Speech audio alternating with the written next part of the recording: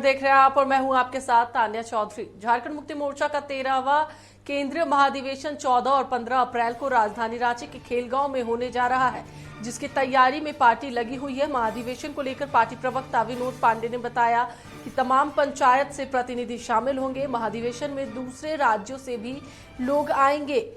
अंडमान निकोबार, असम, दिल्ली, मध्य प्रदेश, छत्तीसगढ़ और बिहार से भी प्रतिनिधि शामिल होंगे। महाधिवेशन में पार्टी की विचारधारा, पार्टी की सोच और पार्टी की आगामी रूपरेखा को लेकर चर्चा होगी। उन्होंने बताया कि पार्टी का पुनर्गठन भी महाधिवेशन में होगा। साथ ही अध्यक्ष से लेकर कार्यकारिणी तक का गठन किया जाएगा। महाधिवेशन में लगभग 4000 लोगों के आने की संभावना है।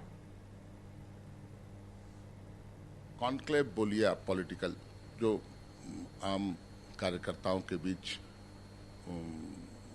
पार्टी की जो विचारधारा है, पार्टी की जो सोच है, पार्टी की जो आगामी रूपरेखा होगी, कैसे किस राज्य में और कितनी मजबूती प्रदान करना, इन सभी विषयों पर चर्चा होती है और एक अंतिम मुकाम तक, निर्णय तक लोग पहुंचते हैं पार्टी के वरीय नेतागण, और पार्टी का रीस्ट्रक्चर होता है। एक बार फिर से पुनर्गठन होगा, पार्टी के नेता चुने जाएंगे, अध्यक्ष चुने जाएंगे, कार्यकारी अध्यक्ष चुने जाएंगे और पूरी कार्यकारिणी समिति का गठन होता है।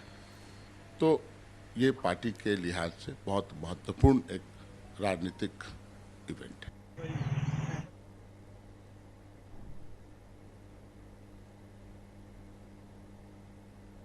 इसी पर अधिक बातचीत के लिए हमारे साथ हमारे सहयोगी संदीप जुड़े हुए हैं, उनसे बात करेंगे। संदीप, अब महाधिवेशन होने वाला है जेएमएम का और ऐसे में पूरे राज्य से और राज्य के बाहर से भी कई लोग आने वाले हैं। लगभग 4000 लोगों की मौजूदगी की बात कही जा रही है। क्या है पूरी जानकारी?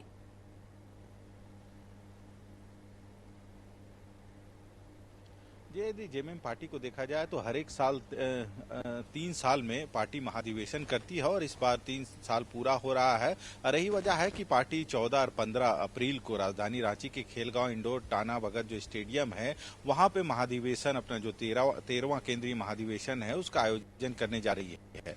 इस महाधिवेशन को देखा जाए तो कहीं ना कहीं पार्टी के लिए महत्वपूर्ण होता है, क्योंकि इस दिन पूरी जो पुरानी कार्यकारिणी होती है उसमें फेरबदल होती है और नई जिम्मेवारी लोगों को दी जाती है। हालांकि आने वाले जो दिन है, खासकर यदि इस विधानसभा चुनाव के बाद देखा जाए तो 5 वर्ष का कार्यकाल एक बड़ा कार्यकाल मिला है और इस दरमियान पार्टी भी यह जरूर कोशिश करेगी कि इन 5 वर्षों में पार्टी अपनी जो जनता है उनके लिए क्या क्या काम कर सकती है। हालांकि जो योजना पहले से भी चल रही है उसको कैसे आगे अग्रतर बढ़ाई जाए या फिर नई योजनाओं को कैसे लाया जाए, जो समस्या है उन समस्याओं का निराकरण कैसे हो, या फिर पार्टी अपना जो मैनिफेस्टो तैयार की थी चुनाव से पहले, उन मैनिफेस्टो को कैसे पूरा करेगी, उसका क्या क्राइटेरिया होगा, इन सभी चीजों पर महाधिवेशन में चर्चा होती है।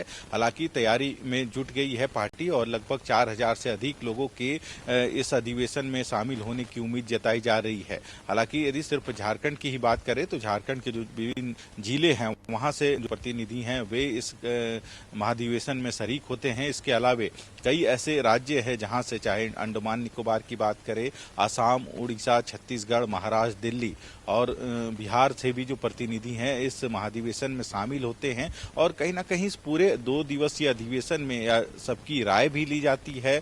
वहीं नई कार्यकारिणी का निर्माण भी होता है, जो नए पद हैं या फिर से किसको एक जिम्मेवारी पार्टी सौंपती है या फिर नए चेहरों को इसमें शामिल किया जाता है। तो इन सभी चीजों पर पार्टी मंथन करती है और हर एक 3 साल में इस महाधिवेशन का आयोजन होता है और खासकर पार्टी के जितने भी बड़े नेता हैं इसमें शरीक होते हैं, जो ग्राम या फिर प्रखंड लेवल के जो सदस्य हैं, संदीप, देखा जा रहा है कि अब 2 दिवसीय महाधिवेशन होने वाला है, जिसमें पार्टी विस्तार करने पर भी चर्चा करने वाली है। दूसरे राज्यों से भी कार्यकर्ता शामिल होंगे। फिलहाल बहुत बहुत धन्यवाद। तो एक बार फिर से हम आपको बता दें कि जेएमएम अब अपना 13वां महाधिवेशन करने वाली है, जिसमें दूसरे राज्यों से भी कार्यकर्ता शामिल होंगे।